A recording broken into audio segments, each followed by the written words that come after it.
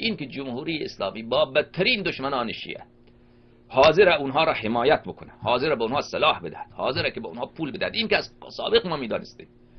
این که از سابق ما خبر داشتیم، ما میدانستیم که همون کسانی که شیعیان را غارت میکرد، قتل عام میکرد در افغانستان،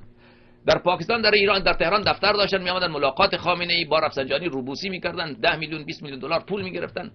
این که سابق بود. گلبدین حکمتیار، امثال اونها و طالبان و برهان الدین ربانی غیر اونها، این قضیه معروف و مشهوره. اما قضیه داعش، منم از اول این گمانم این بود که اینا ایران درست کرده